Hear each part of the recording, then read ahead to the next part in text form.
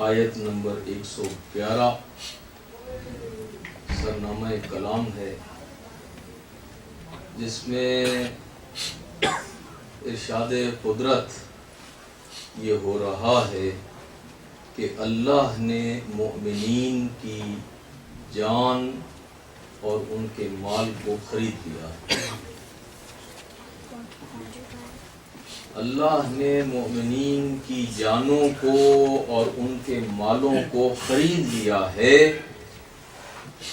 اور ان کی قیمت کے طور پہ اللہ نے ان کو جنت دے دی۔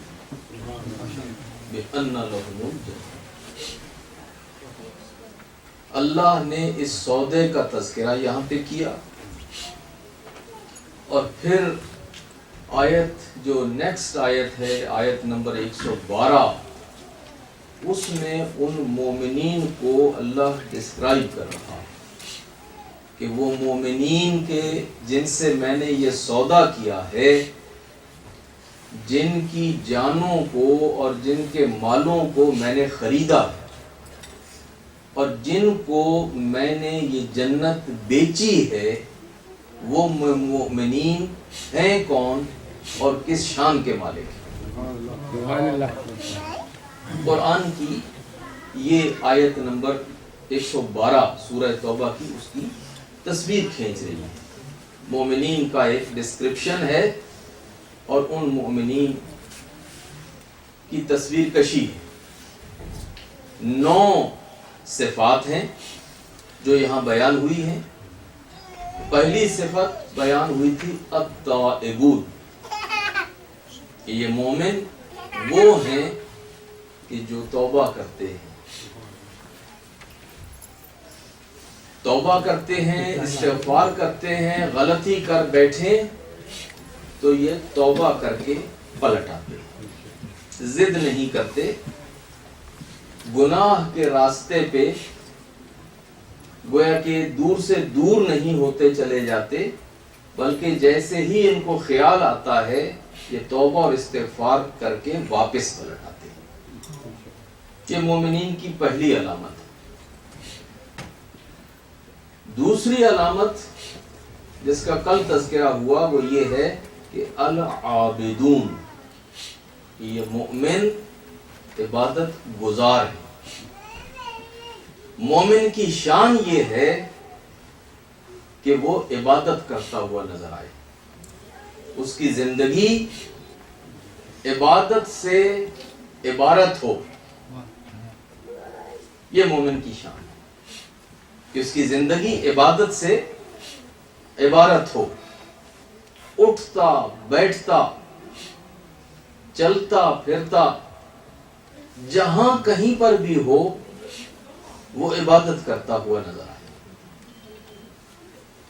اس لیے کہ قرآن مجید نے اس بات کی وضاحت کر دی ہے کہ خدا نے کہا کہ وَمَا خَلَقْتُ الْجِنَّ وَالْإِنسَ إِلَّا لِيَعْبُدُونَ، میں نے جن اور انسان کو پیدا ہی نہیں کیا مگر اس لیے کہ وہ میری عبادت کریں، یعنی مقصد تخلیق عبادت ہے۔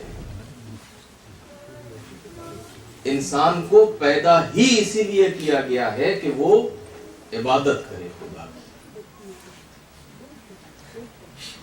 میں نے عبادت کے حوالے سے کچھ معروضات کل پیش کی تھی آپ حضرات کی خدمت میں، اور کچھ معروضات آج آپ کی خدمت میں عرض کروں تاکہ بات مکمل ہو جائے۔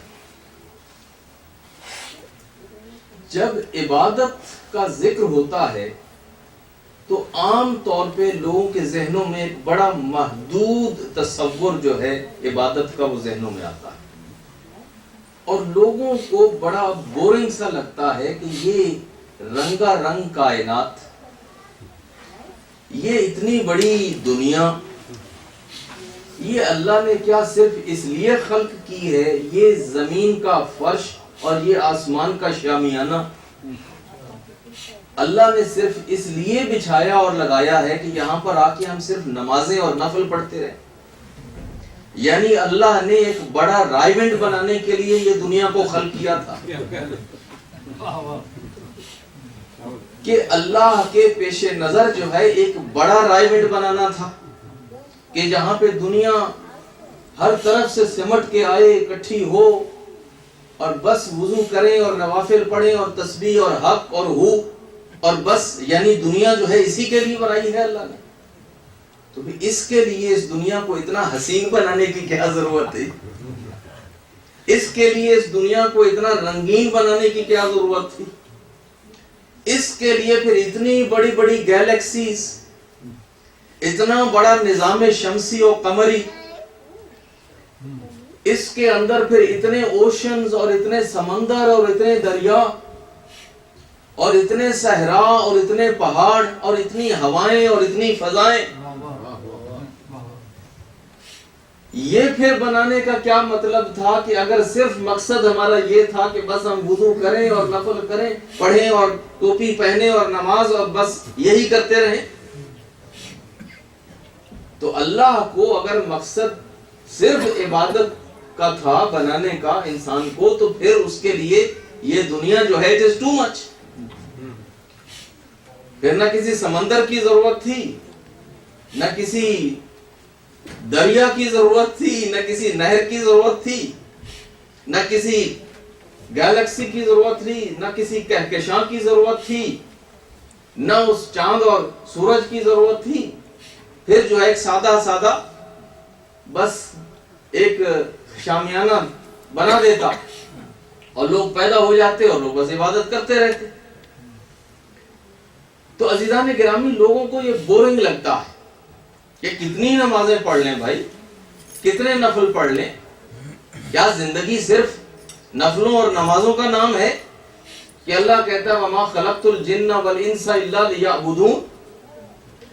تو عزیزان گرامی، لوگوں کو جو دھوکہ ہو جاتا ہے وہ اس بات سے کہ وہ اس آیت کو سمجھ نہیں پاتے، لفظ عبادت کے معنی پہ غور نہیں کرتے. لفظ عبادت ہمارے ہاں مرسوم ہو گیا ہے اب صرف نماز کے لیے اور نفل کے لیے. اصل میں عبادت کا معنی ہے بندگی. عبادت کا معنی ہے بندگی، یعنی اللہ نے انسان کو پیدا کیا ہے کہ وہ اس کا بندہ بن کے رہے، بندگی کرے، اس کی سروس کرے. اوبیڈینس کے معنی میں ہے، یعنی انسان جو ہے اس کائنات میں اللہ کا نمائندہ بن کے آیا ہے. اللہ نے یہ پوری کائنات اور اس کا پورا نظام اور اس کی پوری قوتیں اور اس کے پورے خزانے وہ انسان کے ڈسپوزل پہ چھوڑ دیے اور کہا کہ میں نے یہ ساری کائنات تیرے حوالے کی، تجھے پیدا کیا، تیرے لیے کی اور تجھے خلق کیا کہ تو میری اطاعت کرے اور میرا بندہ بن کے رہے. یہ کائنات تیری اور تو میرا، یہ تعلق ہے بندے کا خدا کے ساتھ. تو عبادت کے معنی ہے بندگی کے. عبادت کے معنی صرف نماز کے اور نفل کے نہیں. ایک تو یہ بات ذہن میں رکھ لیجئے، میں یہ نہیں کہہ رہا کہ نماز اور نفل جو ہیں وہ عبادت نہیں ہیں، میں یہ بھی نہیں کہہ رہا کہ یہ اہم نہیں ہیں، ان کی اپنی اہمیت ہے اور ابھی اس کا ذکر ہوگا. لیکن میں صرف یہ کہہ رہا ہوں کہ عبادت سے مراد صرف نماز اور نفلوں کو لے لینا وہ صحیح نہیں. عبادت کہتے ہیں بندگی. خدا نے پیدا کیا ہے انسان کو اور جن کو کہ وہ خدا کی بندگی کرے، خدا کی اطاعت کرے. عبادت عبد سے ہے، عبودیت سے ہے. عبد غلام کو کہتے ہیں، یعنی بندہ اپنے آقا کا غلام بن کے رہے، بندہ اپنے آقا یعنی خدا کا فرمان بردار بن کے رہے، اس کی اطاعت کرے، اس کی بندگی کرے، اس کی سروس کرے، اس کے احکام کی بجاوری کرے، اس کے ساتھ رابطے میں رہے اور جو اس کے ضابطے ہیں ان کی پابندی کرے. یہ ہے عبادت. اب اس مفہوم کو اگر ہم لیں اور پھر وہ تصور عبادت کے جو ہمیں خدا اور خدا کے رسول نے دیا ہے، اگر ہم اس کو سامنے رکھیں تو عزیزان گرامی ہم دیکھتے ہیں کہ عبادت کا تصور بہت وسیع، عبادت کا تصور بہت وسیع، اور ہماری پوری زندگی ہم اس میں جو کچھ کرتے ہیں وہ سب کا سب عبادت بن سکتا ہے اور عبادت کے زمرے میں آتا ہے. جو کچھ ہم کرتے ہیں وہ سب عبادت بن سکتا ہے اور عبادت کے زمرے میں آتا ہے، لیکن اس کو اگر صحیح انداز سے انجام دیا جائے. تو آئیے میں آپ کی خدمت میں ذرا اس کی وضاحت کر دوں کہ جب ہم عبادت کہتے ہیں تو عبادت کی کئی قسمیں ہیں. ایک وہ عبادت ہے کہ جو زبان سے ہوتی ہے، ایک وہ عبادت ہے جو آنکھ سے ہوتی، ایک وہ عبادت ہے جو کان سے ہوتی، ایک وہ عبادت ہے جو ہاتھ سے ہوتی، ایک وہ عبادت ہے جو پیر سے ہوتی، ایک وہ عبادت ہے کہ جو آپ اپنے اعضاء و جوارح سے کرتے ہیں، ایک وہ عبادت ہے جو آپ قلم سے کرتے ہیں، ایک عبادت وہ ہے جو آپ تلوار سے کرتے ہیں، ایک وہ عبادت ہے کہ جو آپ اپنی جان سے کرتے ہیں، اور ایک وہ عبادت ہے جو آپ اپنی مال سے کرتے ہیں. یہ سب عبادتوں کی قسمیں ہیں، اور ان سارے زاویوں کو اگر ہم سامنے رکھیں تو ہماری پوری زندگی جو ہے وہ پھر عبادت سے عبارت ہو جاتی ہے. میں مثال دوں آپ کو، یہی آپ یہاں سے شروع کر لیجئے کہ ہم بچہ پیدا ہوتا ہے، اس کو اسکول میں ڈالتے ہیں، اسکول میں جاتا ہے، پڑھتا ہے، ہم اس کو پڑھاتے ہیں، بھیجتے ہیں، پیسے دیتے ہیں، وقت سب کرتے ہیں. اب ہماری نیت کیا ہے؟ ہم بچے کو اس لیے اسکول میں بھیج رہے ہیں کہ یہ قانون ہے اس ملک کا. ہم بچے کو اس لیے اسکول میں بھیج رہے ہیں کہ یہ رواج ہے ہمارے سماج کا، ہمارے زمانے کا، یہ ٹرینڈ ہے. ہم اس لیے اسکول میں بھیج رہے ہیں کہ یہ بچہ کل کلاں بیکار نہ رہ جائے، یہ ڈگری لے لے اور اس کو کل کوئی کام مل جائے اور یہ اپنی روٹی کما کھائے. ہم اس لیے بھیج رہے ہیں کہ محلے والے اور شہر والے بچے بھیجتے ہیں اسکول میں، یا ہم اس لیے اس بچے کو اسکول میں بھیجتے ہیں کہ ہمارے اللہ کے رسول نے ہم سے کہا ہے کہ طلب العلم فریضۃ علی کل مسلم، ہر مسلمان پر فرض ہے کہ وہ علم کو طلب کرے اور علم کو حاصل کرے. تو بچہ تو اسکول جا رہا ہے اور آپ اس کو ہر روز لے کے جاتے بھی ہیں، ڈراپ بھی کرتے ہیں، پک بھی کرتے ہیں، اس کی فیس بھی پے کر رہے ہیں، اس کو ہوم ورک بھی کرواتے ہیں، آپ یہ سب کچھ کر رہے ہیں، بچہ بھی پڑھ رہا ہے. لیکن اگر نیت یہ ہے کہ یہ بچہ اس لیے علم حاصل کرتا ہے کہ اللہ کے رسول نے کہا، یہ میرے خدا کی منشا ہے، خدا نے علم حاصل کرنا ہمارے اوپر واجب اور لازم کیا ہے. خدا نے جب پہلا انسان پیدا کیا ہمارا باپ آدم، تو اس کو زمین پہ نہیں بھیجا جب تک کہ پہلے اس کو علم نہیں دے دیا. وَعَلَّمَ آدَمَ الْأَسْمَاءَ كُلَّهَا، اللہ نے آدم کو زمین پہ بھیجنے سے پہلے اسے علم کی دولت سے مالا مال کیا. تو ہمارا نبی، پہلا نبی ہمارا باپ آدم اللہ سے علم سیکھ کے آیا تھا. علم کی اہمیت ہے، علم کی فضیلت ہے. اسلام کے اندر علم جو ہے وہ سب سے اہم چیز ہے کہ جس کی تاکید کی گئی ہے، جس سے ہمارے عمل میں وزن پڑتا ہے. ایک عالم کی عبادت اور ایک جاہل کی عبادت میں بہت فرق ہے. جو خدا کے ہاں ثواب بھی ہے نا، وہ عالم کی عبادت اور جاہل کی عبادت کا ثواب ایک جیسا نہیں. زمین اور آسمان کا فرق ہے، اور وہ فرق اس کی وجہ علم ہے. اب آپ یہ نہ سمجھیے کہ یہ ڈسکریمنیشن ہو رہا. آپ ذرا توجہ فرمائیے، مثال کے اوپر میں آپ کو کہتا ہوں. آپ ایک آدمی سے یہاں ملے، مجلس میں آئے، یہاں پہ بیٹھے اور آپ نے ہاتھ ملا دیا اور بیٹھ گئے. دوسرے لوگوں سے بھی ہاتھ ملا دیا، ویسے ہی ملا دیا. پھر جب ایک صاحب آئے اور انہوں نے کہا کہ جناب آپ ان کو پہچانتے ہیں؟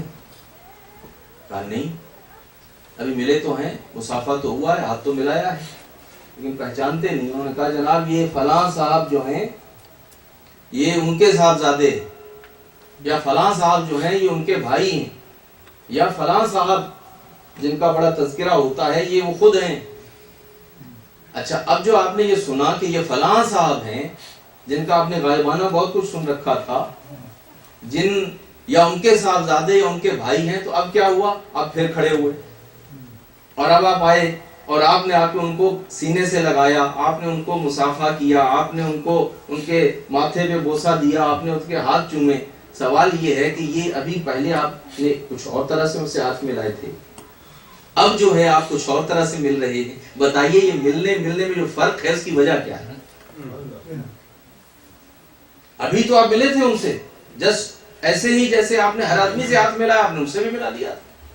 لیکن اب جب آپ پہچان گئے ان کو اور آپ کو علم حاصل ہوا کہ یہ کون ہیں، تو اب جو آپ ان سے مل رہے ہیں ان کی شان کے مطابق مل رہے ہیں، جو ان کا مقام ہے اس کے مطابق آپ مل رہے ہیں. تو عزیزان گرامی، جاہل بھی کھڑے ہو کے خدا کی عبادت کرتا ہے اور عالم بھی کھڑے ہو کے خدا کی عبادت کرتا ہے. لیکن جاہل صرف الفاظ رٹے ہوئے ہیں، بیان کر رہا ہے، معنی نہیں جانتا کس کی حمد و ثنا کر رہا ہے، اور عالم جانتا ہے کہ وہ کس کی حمد و ثنا کر رہا ہے. تو یہ فرق ہے. علم کے ساتھ ہمارے عمل کی کوالٹی جو ہے اس میں فرق پڑ جاتا ہے. تو اسلام کے اندر ایک اہمیت جو ہے وہ علم کی ہے.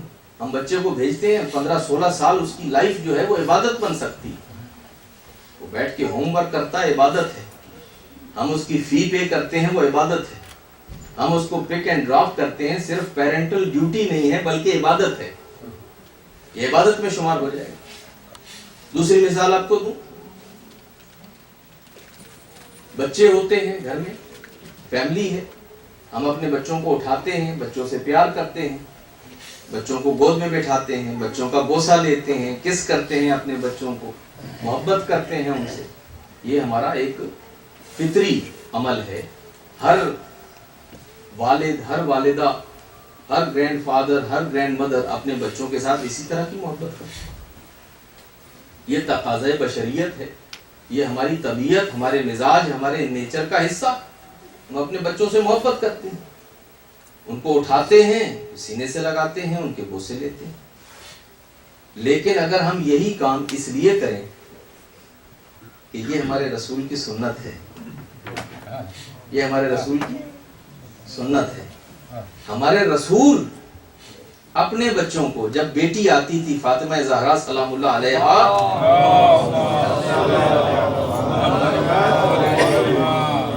تو وہ معاشرہ جس میں بیٹی کو ننگ اور عار سمجھا جاتا تھا, اور بیٹی کے پیدا ہونے کی جب خبر ملتی تھی تو قرآن کہتا ہے کہ ان کا چہرہ سیاہ ہو جاتا تھا.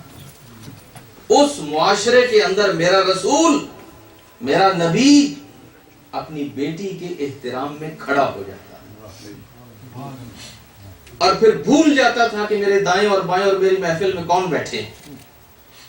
تاریخ بتاتی ہے, سنی شیعہ دونوں کی کتابوں میں لکھا کہ چاہے جتنے سینئر صحابہ بیٹھے ہوتے تھے, لیکن جب فاطمہ آ جاتی تھیں تو پیغمبر بس فاطمہ ہی کو انٹرٹین کرتے تھے, اس فاطمہ ہی کی طرف متوجہ ہو جاتے تھے.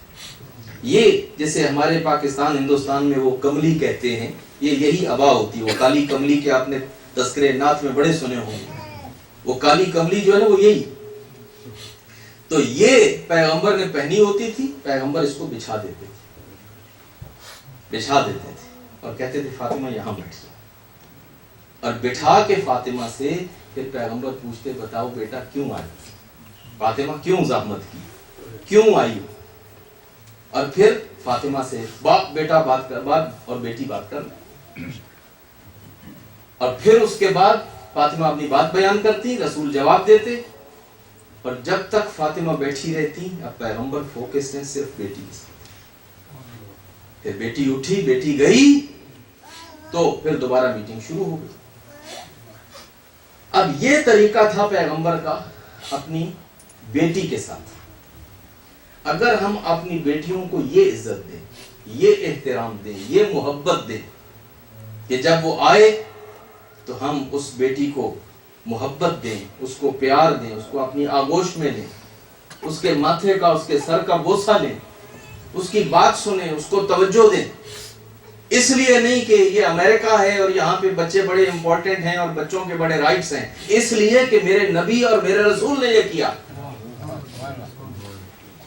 عزیزان گرامی, یہی کام جو ہم صبح سے شام تک کرتے ہیں, اگر تو وہ عبادت بن جائے گا.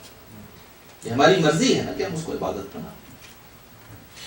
اور پھر آپ کا رسول, اس کا تو عمل آپ حدیث قصہ تو پڑھتے ہیں, حدیث قصہ پڑھتے ہیں نا آپ. حدیث قصہ میں میسج کیا ہے کہ یہ پیغمبر تھکے ہوئے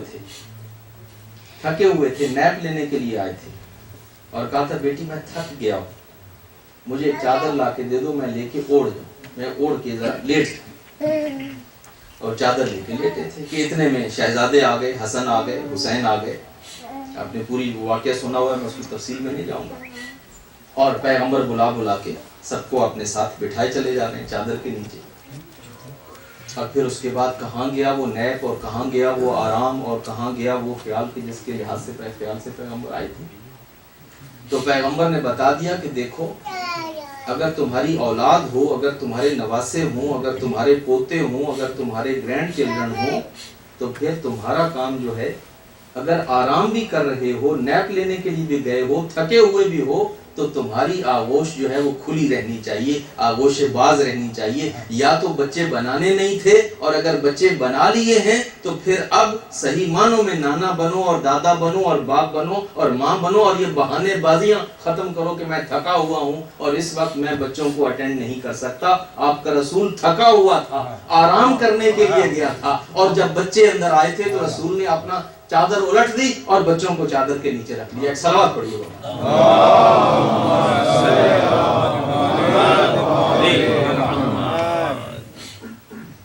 یہ عملی درس ہیں ان چیزوں سے جو ہم سیکھتے ہیں کہ پیغمبر نے اپنے بچوں کے ساتھ محبت کی، اور وہ محبت ہمارے لیے درس ہے.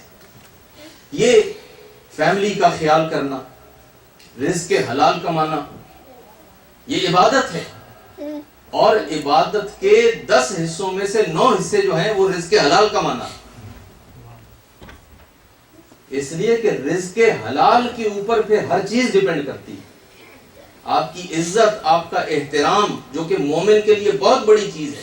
اللہ کہتا ہے وَلِلَّهِ الْعِزَّةُ وَلِرَسُولِهِ وَلِلْمُؤْمِنِينَ. عزت یا اللہ کے لیے ہے، یا رسول کے لیے ہے، اور یا پھر مومنین کے لیے ہے. اور عزت کیسے ملے گی؟ جب انسان جو ہے وہ اپنا رزق حلال کما کے اپنی ضرورتیں خود نہیں پوری کر سکتا.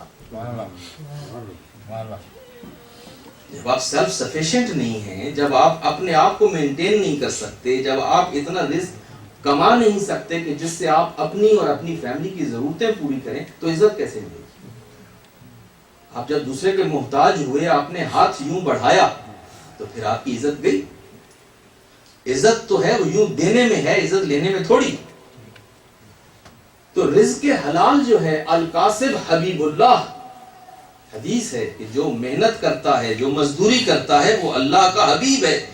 حدیثوں میں یا تو ایک رسول کے بارے میں آیا ہے کہ وہ اللہ کے حبیب ہیں، اور یا پھر ایک محنت سے کمانے والے کو اللہ کا حبیب کہا گیا. الکاسب حبیب اللہ. جو محنت کرتا ہے، جو مزدوری کرتا ہے، جو رزق حلال کماتا ہے، وہ عبادت کرتا ہے. پیغمبر ایک دفعہ سفر پہ تشریف لے رہے تھے، واپس آئے، شہر میں داخل ہوئے، مدینہ میں ایک آدمی ملا باہر. پیغمبر کی عادت تھی، پیغمبر پہلے سلام کہتے تھے. بہت لوگوں نے کوشش کی کہ کسی طرح سے ہم پیغمبر پہ بازی لے جائیں اور پیغمبر سامنے آئیں اور ہم پہلے سلام کہہ لیں، مگر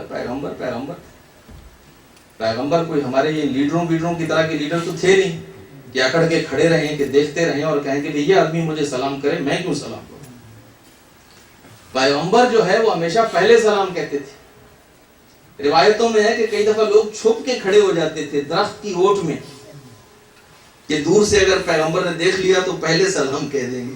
ہم چھپ کے کھڑے ہو جاتے ہیں، یکدم نکلیں گے اور سلام کہیں گے، پھر پیغمبر پہلے سلام کہہ دیتے تھے. تو بہرحال پیغمبر آئے اور پیغمبر نے سلام کیا اس شخص کو اور اس سے ہاتھ ملانا چاہا.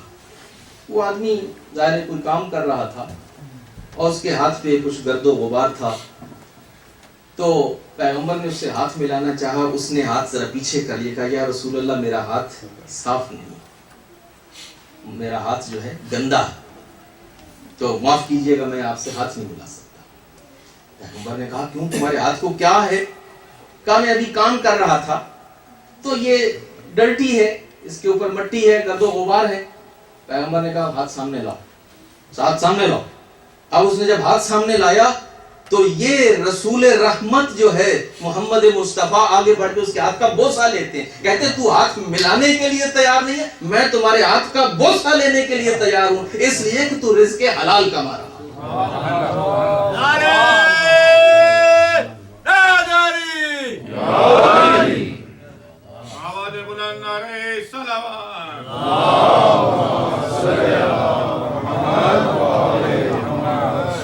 لیڈرز جب کمیونٹیز اسٹیبلش کرتے ہیں، بلڈ کرتے ہیں، نیشن بلڈنگ اس طرح ہوتی، لیکچر سے نہیں ہوتی، تقریروں سے نہیں ہوتی. کمیونٹی بلڈنگ اس طرح سے ہوتی ہے کہ لیڈر جو ہے وہ کمیونٹی کے اندر گھل مل جاتا، وہ لوگوں کے جینے اور مرنے میں شریک ہے، اور ہر آدمی کو ساتھ میں انسپریشن دے رہا، ہر گرتے ہوئے کو اٹھا رہا ہے. ہر گرتے ہوئے کو تھام رہا ہے اور ہر تھکتے ہوئے کو پھر ایک عزم نو دے رہا ہے. ہر وہ آدمی جو حوصلہ چھوڑ رہا ہے اس کو ایک نیا حوصلہ بخش رہا ہے. اور یہ پیغمبر نے کیا تھا. پیغمبر نے جاہل ترین قوم کو, کہ جو دنیا کی پست ترین قوم تھی, اس کو ایک زندگی کا نیا ویژن اور ایک نیا مشن دیا اور ایک نیا حوصلہ دیا. اور وہ اسی طرح سے دیا, انہی مثالوں سے. تو پیغمبر نے اس آدمی کا ہاتھ چوما اور کہا کہ یہ ہاتھ تو کہتا ہے کہ اس قابل نہیں ہے کہ تو مجھ سے ملائے. یہ ہاتھ جو ہے یہ تو بوسے کے قابل ہے, اور بوسا بھی رسالت لے رہی ہے, رسالت لے رہی ہے, بوسا لے رہی ہے, اس لیے کہ تو محنت کر رہا تھا. ایک اور مثال اسی حوالے سے روایات میں ہے کہ ہمارے 5ویں امام, امام محمد باقر علیہ السلام, ایک مرتبہ گرمیوں کے دن تھے, دوپہر کا وقت تھا اور شدید گرمی تھی. ایسا وقت کہ جب پرندے بھی اپنے گھونسلوں میں بیٹھ جائیں, لوگ اپنے گھروں میں بیٹھ جاتے ہیں, باہر کوئی نہیں نکلتا. ایسے میں کسی شخص نے آپ کے 5ویں امام کو دیکھا کہ دوپہر میں ہاتھ میں کسی پکڑے ہوئے کھیت میں کام کر رہا ہے, کھیت میں کام کر رہا ہے. دیکھنے والے نے طنز کیا, ٹانٹ لگائی کہ اے فرزند رسول, اب تو ہر آدمی گھر میں بیٹھا ہوا آرام کر رہا ہے, اتنی گرمی اور اتنی گرمی, اتنی شدت کی گرمی, آپ کو یہ دنیا کا گویا کہ کوئی اتنا ہوس ہے کہ آپ اس وقت بھی کام میں لگے ہوئے ہیں, اس وقت بھی آپ کام کر رہے ہیں اور آپ آرام نہیں کر رہے ہیں. آپ جائیے گھر میں آرام کیجیے, آرام کا وقت ہے, اتنی شدت کی گرمی اور آپ یہاں کھڑے ہو اور اس پسینے میں آپ شرابور ہیں. اگر اس وقت خدا نہ خواستہ آپ کا انتقال ہو گیا تو آپ خدا کو کیا منہ دکھائیں گے؟ یہ الفاظ ہیں. آپ کے مولا نے اس کی بات سنی, اور جب اس کی بات ختم ہوئی تو مولا نے کہا کہ سنو, میرے لیے اس سے بڑی سعادت کوئی نہیں ہے کہ میں ایسے عالم میں خدا سے ملاقات کروں کہ میرے جسم پہ پسینہ ہو, اور میں وہ پسینہ اس لیے میرے جسم پہ ہو کہ میں اپنے بچوں کے لیے رزق حلال کما رہا ہوں. اس سے بہتر میرے لیے اور کوئی موقع نہیں کہ میں رزق حلال کما رہا ہوں اپنے بچوں کے لیے, اور اس کی وجہ سے میرے جسم پہ پسینہ ہے اور میرا انتقال. یہ تو بہترین حالت ہے. تم مجھے ڈرا رہے ہو کہ میں خدا کے پاس کیسے جاؤں؟ تو عزیزان گرامی, یہ جو کام ہے جو 9 to 4 ہم کرتے ہیں, آج کل تو آورز بڑھ گئے ہیں, لوگوں کو 2 جاب کرنے پڑتے ہیں, 9 to 4 تو اب نہیں رہ گیا. لیکن جو بھی ہے یہ کام 5 دن کریں یا 7 دن کریں, یہ سارے کا سارا عبادت بن سکتا ہے. یہ سارے کا سارا, اور وہ العابدون بن جائیں گے, العابدون. لیکن نیت یہ ہو کہ یہ کام اس لیے کر رہا ہوں کہ میں کسی کا محتاج نہ ہوں. یہ کام اس لیے کر رہا ہوں کہ اللہ مجھے معزز دیکھنا چاہتا ہے, میرا اللہ مجھے محترم دیکھنا چاہتا ہے, میرا اللہ مجھے آنریبل اور ڈگنیفائڈ دیکھنا چاہتا ہے. میرا اللہ چاہتا ہے کہ میری عزت ہو, میرا احترام ہو, میرا آنر ہو. میں سیلف سفیشینٹ ہوں, میں کسی کے سامنے ہاتھ نہ پھیلاؤں. اور میں اس لیے کما رہا ہوں کہ اپنے بچوں کے اوپر سرو کروں, اپنے بچوں کا خیال کروں, اپنے بوڑھے ماں باپ کا خیال کروں, اپنے خاندان میں جو نیڈیز ہیں, جو ضرورت مند ہیں, جو وڈوز ہیں, جو آرفنز ہیں, جو ضرورت مند ہیں, میں ان کی مدد کروں, ان کی ہیلپ کروں.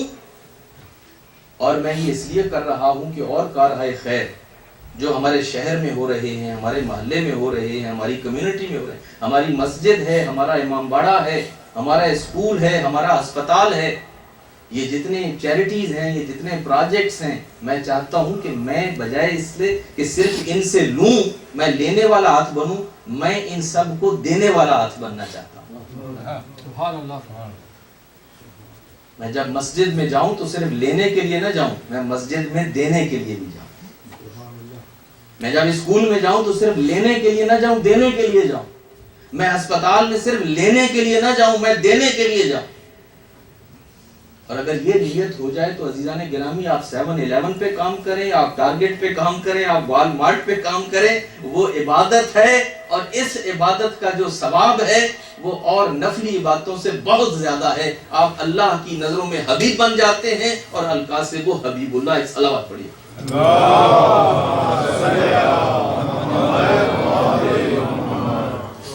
میں جانا تو کسی اور سمت میں جا رہا تھا لیکن بات لمبی ہوئی اور یہاں تک چلی آئی. اب اس کے آگے ذرا کچھ ایسی باتیں بھی ہوں گی انشاءاللہ جن کو سن کے آپ کی تھکاوٹ اتر جائے گی. مجھے اندازہ ہے کہ ذرا ایسی باتیں آدمیوں کو تھکا دیتی ہیں, لیکن اتفاق سے جب ہم یہاں پہنچ ہی گئے ہیں تو پھر عزیزان گرامی آپ کو کل بتا دیا گیا تھا کہ آج یہاں پہ فنڈ ریزر ہے اور آپ کی اپنی اس آرگنائزیشن کے لیے ہے, آپ کے سینٹر کے لیے ہے, جس میں آپ لینے کے لیے آتے ہیں. اور یہ ایک دن ہوتا ہے جس دن آپ لینے کے ساتھ دینے کے لیے بھی آتے ہیں.